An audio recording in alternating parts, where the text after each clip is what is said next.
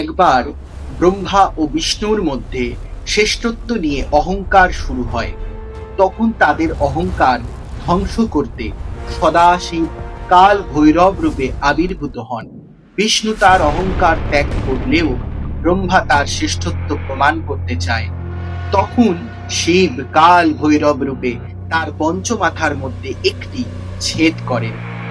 সেই মুহূর্ত থেকেই কাল ভৈরব হলেন অহংকার ধ্বংসকারী, পাপের বিচারক ও গুপ্ত ও তন্ত্র শক্তির অধিপতি।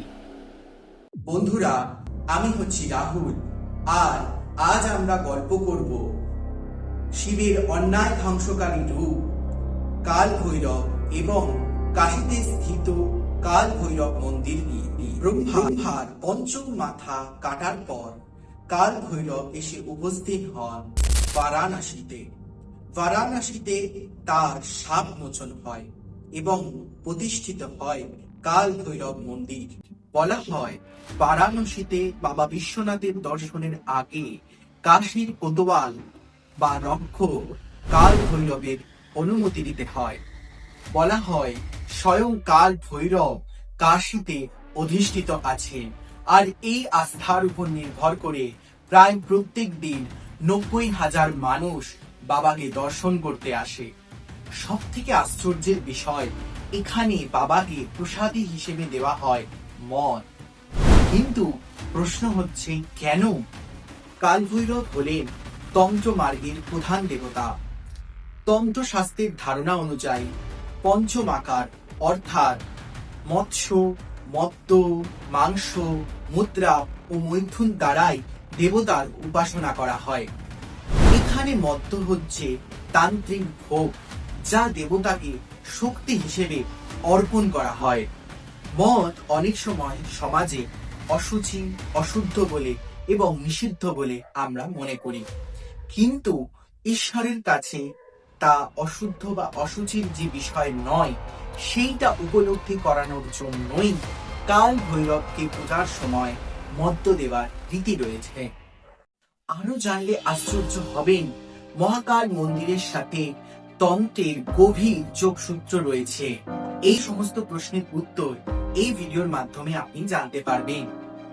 তাই মহাকাল ভৈরবকে জানার জন্য পুরো ভিডিওটা দেখার অনুরোধ রইল। আর চ্যানেলে যারা নতুন তাদের বলবো অবশ্যই চ্যানেলটিকে সাবস্ক্রাইব করে দেবেন। রামায়ণের রচিতা বাল্মীকি মুনি ছিলেন তখন রত্নাকর দস্যু। স্কন্দ পুরাণ অনুযায়ী তিনি বারাণসীর কাছাকাছি একটি স্থানে ডাকাতি করে ফিরছিলেন এবং তিনি তখন দেখতে পান রাস্তার ধারে বসে থাকা ধ্যানরত এক মুনিকে।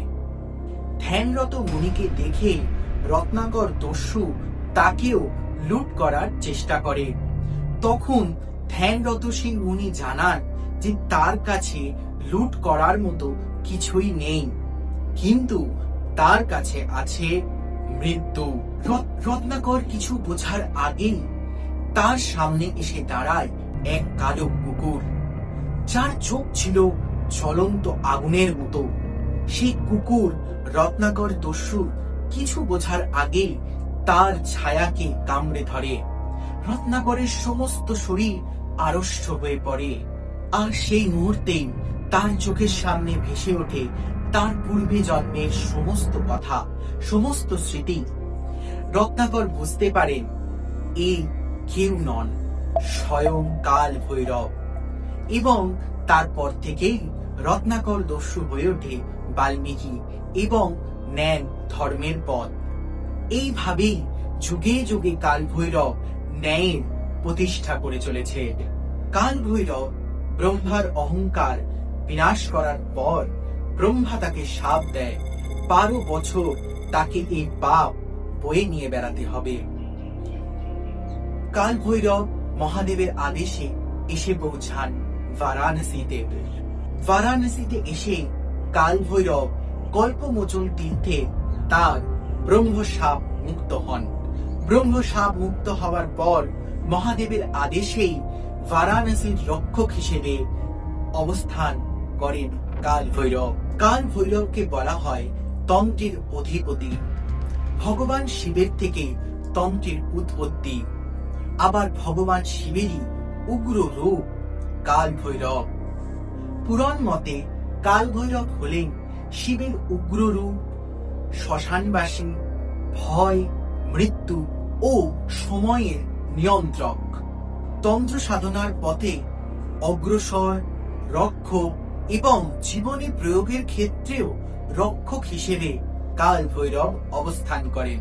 তন্ত্র সাধনা, গুপ্ত বিদ্যা এবং নিশাচর সাধনার ক্ষেত্রে সাধকদের পদে পদে নানা রকম বিপদের সম্মুখীন হতে হয়, আর এই সব বিপদ থেকে রক্ষা করেন কাল ভৈরব।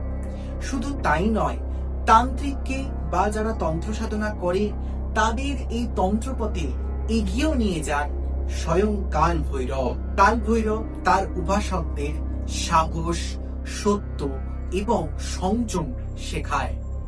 কাল ভৈরবের উপাসনা মূলত শ্মশানে হয়।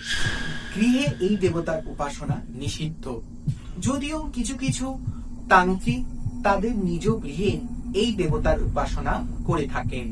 শিবের এই উগ্র রূপ ন্যায়, বিচার ও সত্যতার প্রতীক। যদিও তন্ত্রমতে ভৈরব ৮ প্রকার, আর এদের শাসক হলেন কাল ভৈরব। প্রতিটি দিকে ভৈরবদের অবস্থা, যেমন পূর্ব দিকে অসিতাঙ্গ ভৈরব, দক্ষিণ পূর্ব দিকে রুরু ভৈরব ইত্যাদি।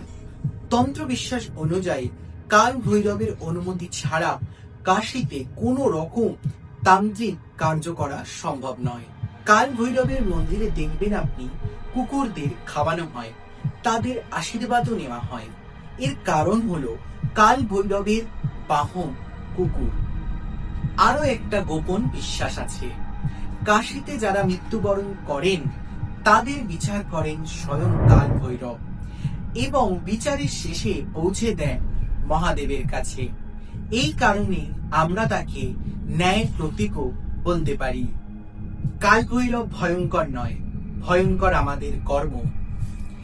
এইরূপ নানা রকমের সত্যতা, পুরাণ ব্যাখ্যা, গল্প ইত্যাদি যদি জানতে চান তাহলে আমাদের চ্যানেলকে অবশ্যই সাবস্ক্রাইব করুন, আমাদের ভিডিওকে লাইক করুন এবং কমেন্টে লিখুন জয় মহাকাল।